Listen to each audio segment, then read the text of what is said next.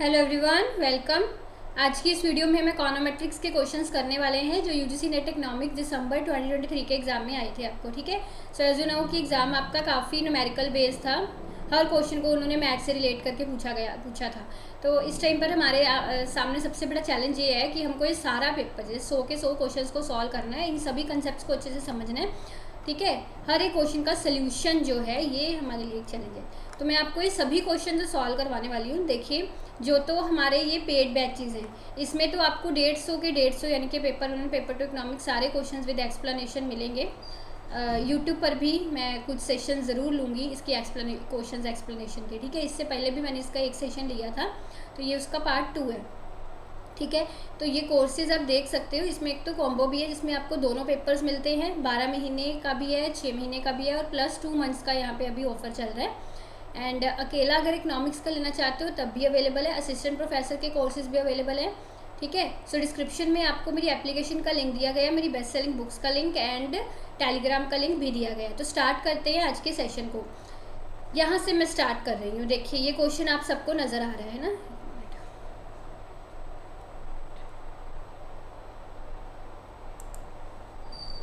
इसको जूम कर लेते हैं। ठीक है, सो ये क्वेश्चन हम सबसे पहले सॉल्व करते हैं। ये मॉडल दिया गया है हमको। इसमें ना ये नेचुरल लॉगरिथम है।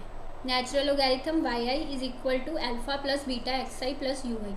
Elasticity of Y with respect to X निकालना है आपको।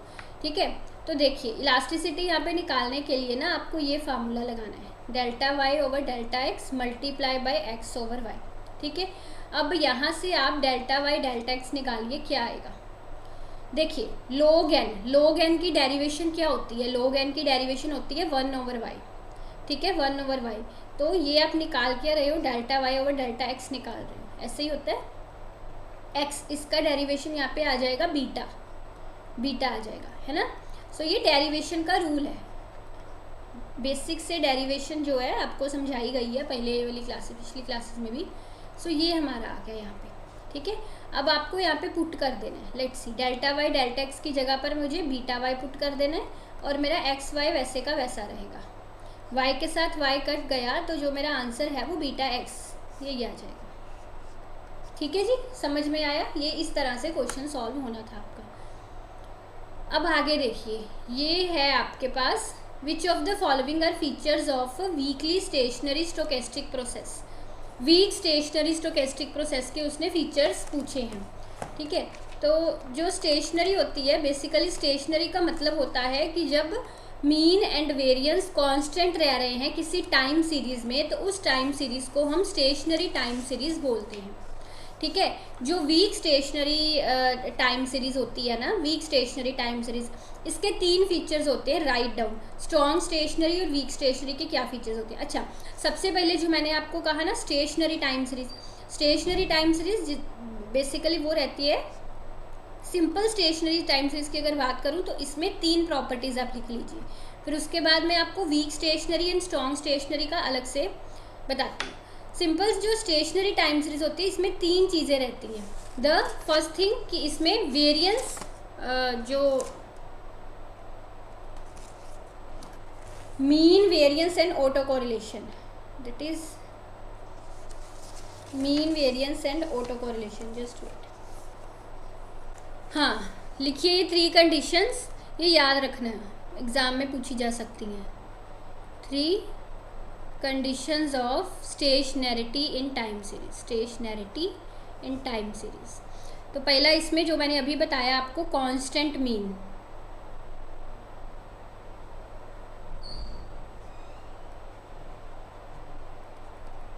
कांस्टेंट मीन विद टाइम, जो टाइम में चेंज होने से मीन कांस्टेंट रहे।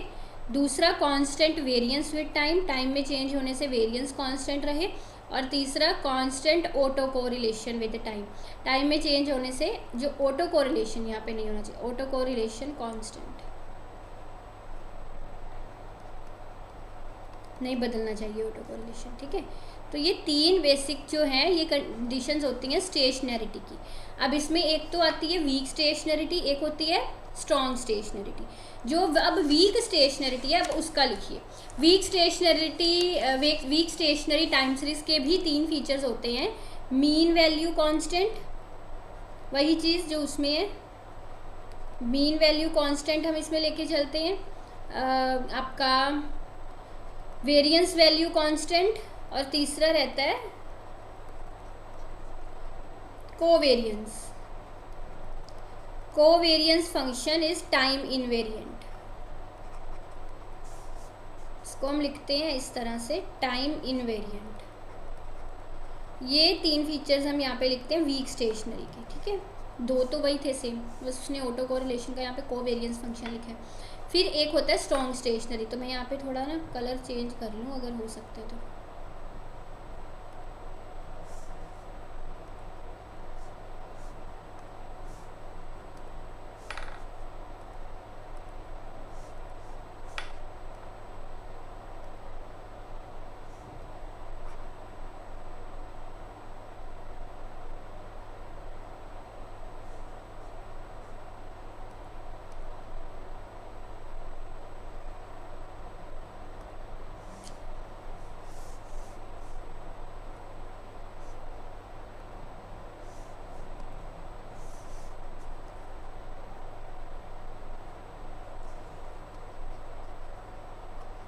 स्ट्रॉन्ग स्टेशनरी, जो स्ट्रॉन्ग स्टेशनरी टाइम सीरीज होती है ना, इसका ये डेफिनेशन रहता है प्रोबेबिलिटी डिस्ट्रीब्यूशन।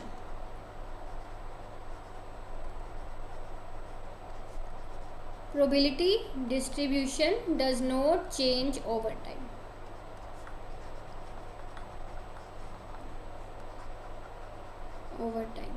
ठीक है, तो ये आप तीनों चीज़ें याद रखिएगा यहाँ पे।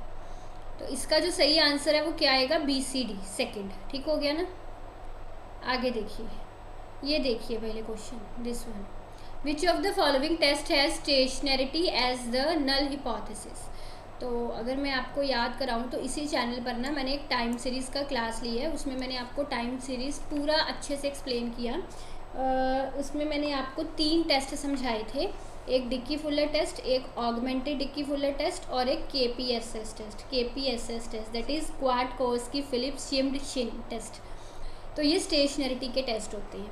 इसमें जो आपका augmented Dickey Fuller test and KPSS test है, स्टेशनरी ऑफ टाइम सीरीज के ये टेस्ट है। इन दो Dickey Fuller and augmented Dickey Fuller में ये होता है कि ये augmented Dickey Fuller higher order auto regressive के लिए लगता है और Dickey Fuller first order auto regressive model के लिए यूज़ होता है। डिक्की फुलर टेस्ट, जो ऑगमेंटेड डिक्की फुलर टेस्ट है, इसमें ऑटो कोरिलेशन होता है, जहाँ पे जिस सीरीज़ में ऑटो कोरिलेशन है वहाँ पे यूज़ होता है। जो KPSS test and ADF test है, इसमें क्या डिफरेंस रहता है, जो हमारा KPSS टेस्ट होता है ना, इसमें हम एज्यूम करके चलते हैं null hypothesis that series is stationery.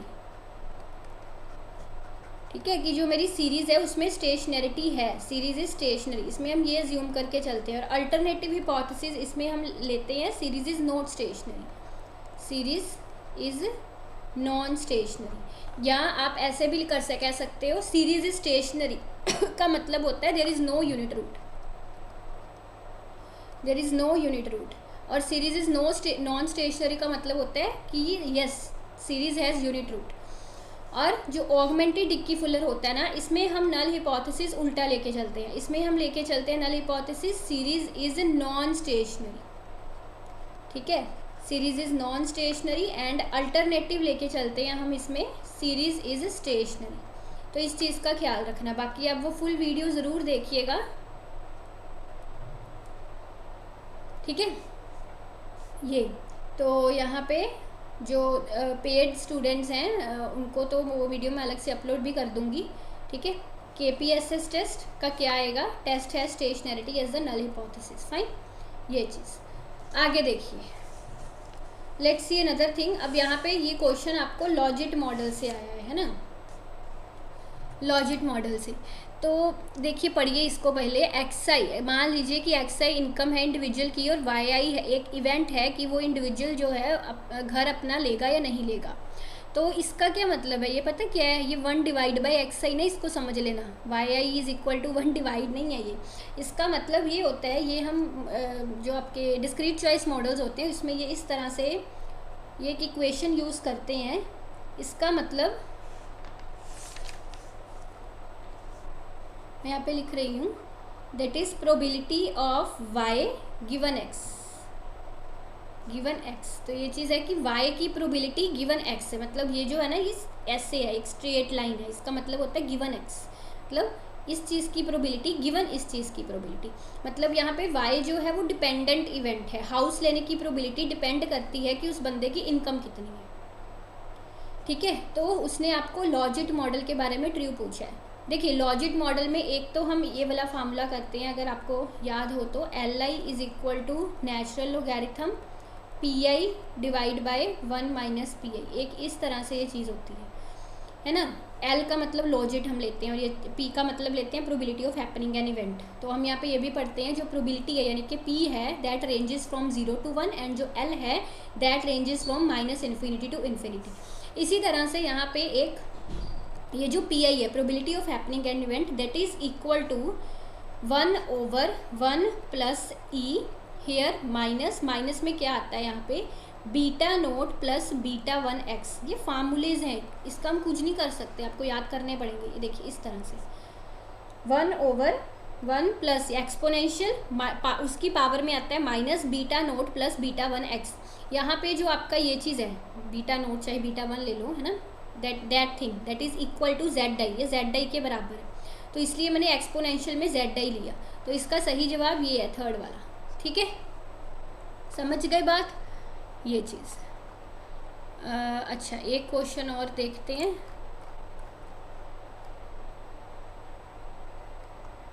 ये देखिए अब फॉर ए वार मॉडल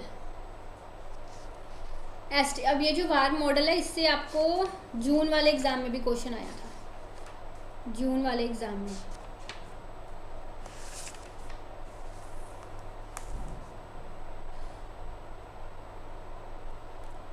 तो पहले तो मैं आपको वार मॉडल समझाती हूँ, बाकी चीज़ें बाद में।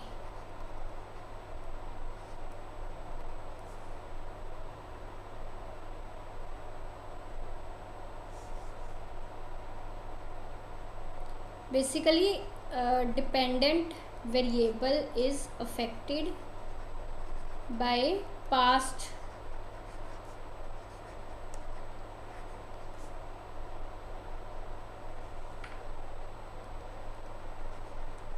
values or by another variable value।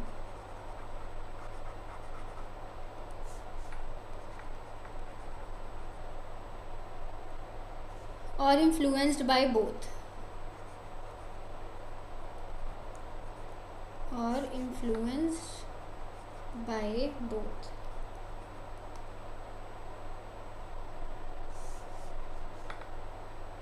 ये जो वार मॉडल है ना ये असल में मल्टीपल क्वांटिटीज़ में रिलेशनशिप देखते हैं। मल्टीवेरिएट रिग्रेशन में इसका यूज़ होता है, मल्टीवेरिएट एनालिसिस जब हम करते हैं तो। ठीक है, इसका फुल फॉर्म रहता है वेक्टर ऑटो रिग्रेसिव मॉडल। अब ऑटो रिग्रेसिव का तो मतलब आपको पता है कि ऑटो रिग्रेसिव का मतलब होता है कि जब एक मेरा डिपेंडेंट वेरिएबल है वो अपनी पास्ट वैल्यूज़ पर डिपेंड कर रहा है ना, that is auto regressive model. कल हमने ये पढ़ा था कल की एनालिसिस वाली वीडियो में। तो वेक्टर ऑटो रिग्रेसिव मॉडल में क्या है कि जो डिपेंडेंट वेरिएबल है वो अपनी पास्ट वैल्यूज़ पर तो डिपेंड कर ही सकता है, दूसरे वेरिएबल की पास्ट वैल्यू से भी इन्फ्लुएंस हो सकता है, दोनों से भी इन्फ्लुएंस्ड हो सकता है। ठीक है, तो बेसिकली यहाँ पे मल्टीपल क्वांटिटीज़ आ जाती है, मल्टीपल क्वांटिटीज़ में रिलेशनशिप दिखाया जाता है वार मॉडल में। अब यहाँ पे देखो उसने क्या कहा। अब इसके अलावा एक चीज़ और समझ लीजिए, कॉजलिटी। कॉजलिटी में हमने समझा कॉजलिटी है ना, कॉजलिटी के दो टेस्ट होते हैं, Granger test and Sims test, to determine cause and effect. कौन सा वेरिएबल कोज एंड कौन सा वेरिएबल इफेक्ट है उसको टेस्ट करने के लिए दो टेस्ट होते हैं, Granger test and Sims test, है ना। अब इसमें उसने कहा है एक वार मॉडल है estimated using two variables X and Y, lags of Y are jointly. ध्यान से समझिए, वो कह रहे हैं legs of y are jointly significant in the equation for x, equation for x। तो आप पहले x की इक्वेशन बनाइए, x की इक्वेशन बनाइए। उसने कहा x की इक्वेशन में y के लेग्स आ रहे हैं और वो सिग्निफिकेंट है, मतलब इस तरह से alpha plus beta yt plus beta 1 yt -1 plus और लेग्स ले लो बीटा 2 वाई टी, अच्छा मैं यहीं पे ले लेती हूँ उसको, वाई टी -2 वाई टी -3, मैंने 3 लैग्स ले लिए यहाँ पे। तो यानी कि जो एक्स टी की इक्वेशन है यहाँ पे क्या आ रहे हैं, वाई के लैग आ रहे हैं, उसने कहा है लैग्स ऑफ वाई, और वो कहता है कि ये लैग्स ज्वाइंटली सिग्निफिशेंट है। एक्स की इक्वेशन में ये सिग्निफिशेंट है यानी कि ये इसका कारण है, ये इसका कॉज है। बेसिकली जब हम नल हिपोथेसिस को रिजेक्ट करते हैं तो हमारा रिजल्ट सिग्निफिशेंट प्रूव होता है। इसमें फिर एक पी वैल्यू का कंसेप्ट भी आता है। पी वैल्यू पर भी एक अलग से वीडियो है इसी चैनल पर, you can watch that video paid students के बॉक्स में, कंटेंट बॉक्स में, I will upload that session also. तो ये ना कंसेप्ट्स इकोनोमेट्रिक्स के कभी ना ख़त्म होने वाले कंसेप्ट्स हैं। लेट्स सी, इतना बड़ा है इकोनोमेट्रिक्स, बहुत बड़ा है, ठीक है। तो मैं इस बार जो हमारा कोर्स है MS स्टडी गुरु एप्लीकेशन पर, मैं तो उसमें पूरी कोशिश करूँगी कि इकोनोमेट्रिक्स के पूरे मतलब आपको कंसेप्ट्स अच्छे से डिटेल में समझाए जाएँ। और the most important thing is कि जो क्वेश्चंस आपको जून 2023 में, दिसंबर 2023 में आए हैं, वो वाले कंसेप्ट तो जमकर सारे क्लियर करूँगी, ठीक है। यूट्यूब पर मैं इसके रैंडम सेशंस लूँगी, यानी कि जैसे कभी कभार कुछ क्वेश्चंस के ले लिए, ठीक है। पूरा अगर आपको डिटेल में सारा कुछ पढ़ना है तो आपको वहीं पर आना पड़ेगा, क्योंकि वहाँ पर ही मैं सब चीज़ें आपको A to Z डिटेल में करवाऊँगी। यूट्यूब पर is not possible to do everything. So ये चीज़ अब जो है ना, डिपेंडेंट वेरिएबल इज़, हाँ ये सिग्निफिशेंट है, यानी कि ये चीज़ इसका कारण है, मतलब वाई टी -1 एक्स टी का कारण है, यानी कि दिस थिंग कॉज दिस, है ना, मतलब वाई ग्रेंजर कॉजेज एक्स, ये ठीक है, ठीक है। फिर आगे पढ़िए, but lags of X are jointly insignificant, यानी कि अगर मैं वाई की इक्वेशन बनाती हूँ, वाई टी की इक्वेशन बनाते हैं तो इस तरह से बनेगा, beta x T -1 plus beta 1 x T -2 सोन, जो भी है ना, यू टी एरर टर्म। तो ये जो है एक्स टी -1 है, वो उसने क्या, ये इनसिग्निफिशेंट है, मतलब इनका जो वाई पर इफेक्ट है वो इनसिग्निफिशेंट है, यानी कि ये इसके कारण नहीं है, इनका प्रभाव इनसिग्निफिशेंट है, ठीक है। So that means X does not Granger cause Y. समझ गए बात को? तो दैट्स वाई उसका 4th आंसर जो है वो सही है। क्लियर?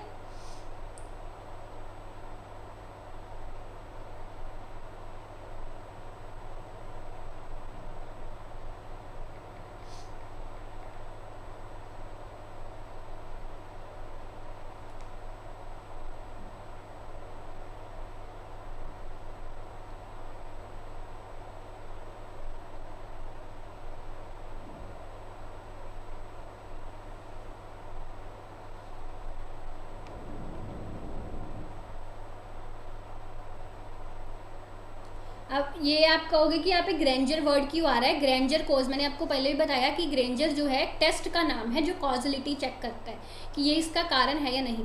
तो जब मैं वर्ड यूज़ कर रही हूँ ना इकोनोमेट्रिक्स में, ग्रेंजर कोज, यहाँ पे एक वर्ड यूज़ किया गया है ग्रेंजर कोज। तो इसका मतलब, ग्रेंजर कोज का मतलब ये होता है कि एक ये वेरिएबल मेरे दूसरे वेरिएबल को फोरकास्ट करने के काम आ रहा है या नहीं आ रहा। जब उसने लिखा वाई ग्रेंजर कॉजेज एक्स, यानी कि जो वाई है वो एक्स को फोरकास्ट करने में काम आ रहा है। जब उसने लिखा X does not Granger cause Y, यानी कि जो एक्स है वो वाई को फोरकास्ट करने में काम नहीं आ रहा, ठीक है। सो दैट ग्रेंजर कोज मतलब usefulness of one variable to forecast the another. Clear? तो ये चीज़ है। अब ये जो चाओ टेस्ट है ये हम करेंगे पूरा अपना अगला जो सेशन होगा हमारा उसमें अच्छे से डिटेल में, ठीक है जी। तो ख़त्म करते हैं आज के सेशन को यहीं पे। आप कमेंट्स में बताइएगा आपको ये सेशन कैसे लगे हैं, ठीक है। Okay, so thank you.